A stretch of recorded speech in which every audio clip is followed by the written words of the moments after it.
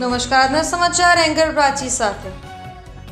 ભરૂચ જિલ્લામાં નવા કલેક્ટર તરીકે ડોક્ટર નવનાથ ગવાણાએ સત્તાવાર રીતે ચાર્જ સંભાળતા જિલ્લા વહીવટીતંત્રમાં નવા ઉત્સાહ અને નવી અપેક્ષાઓનો માહોલ સર્જાયો છે.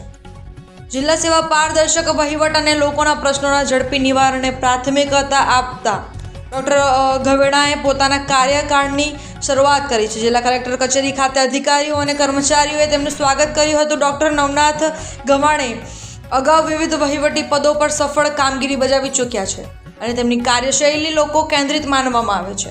ભરૂચ જિલ્લાના વિકાસ કાર્યો, ઔદ્યોગિક પ્રગતિ, ગ્રામ વિકાસ, શિક્ષણ, આરોગ્ય અને પર્યાવરણ સંબંધિત મુદ્દાઓને વધુ ગતિ આપવા તેઓ પ્રતિબદ્ધ હોવાનું જણાવ્યું છે.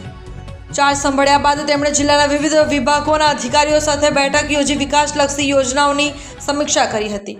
આ પ્રસંગે ડોક્ટર ગવાણાએ જણાવ્યું હતું કે સરકારની જન કલ્યાણકારી યોજનાઓનો લાભ અંતિમ વ્યક્તિ સુધી પહોંચાડવો તેમની પ્રથમ પ્રાથમિકતા રહેશે.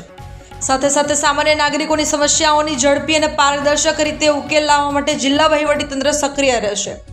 બીજી તરફ ગુજરાત એનર્જી ડેવલપમેન્ટ એજન્સી એટલે કે GEDAના ચેરમેન પદે ડોક્ટર ગૌરાંગ મકવાણાની નિમણૂક થતાં રાજ્યભરમાં શુભેચ્છાઓનો વરસાદ વરસી રહ્યો છે.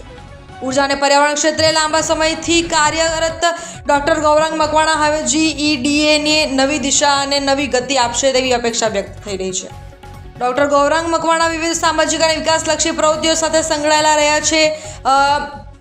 રિન્યુએબલ એનર્જી, ગ્રીન એનર્જી અને સસ્ટેનેબલ ડેવલપમેન્ટ ક્ષેત્રે ગુજરાત સરકારની યોજનાઓને વધુ અસરકારક બનાવવા તેઓ મહત્વપૂર્ણ ભૂમિકા ભજવશે એવી ચર્ચા ચાલી રહી છે. રાજ્ય સરકાર દ્વારા કરવામાં આવેલી આ બંને મહત્વપૂર્ણ નિમણૂકોને વિકાસલક્ષી અને વહીવટી દ્રષ્ટિએ મહત્વપૂર્ણ માનવામાં આવી રહી છે. ભરૂચ જિલ્લામાં નવા કલેક્ટર તરીકે ડોક્ટર નવનાથ ગવાણાની એન્ટ્રી અને GEDAના ચેરમેન તરીકે ડોક્ટર ગૌરાંગ મકવાણાની નિમણૂકને લઈને લોકોમાં નવી આશા અને ઉત્સાહ જોવા મળી રહી છે. નમસ્કાર, હું ડૉક્ટર નવનાથ ગવાણે આજે 14 મે 2026 રોજ હું ગૌરાંગ મકવાણા સાહેબ પાસેથી કલેક્ટર ભરૂચનો ચાર્જ લીધો છે. આ જિલ્લામાં જે જોઈનિંગ મારો થયો છે આ બાબત હું પણ આનંદી છું અને જિલ્લાની સેવા કરવા માટે હું કટિબદ્ધ છું. Thank you.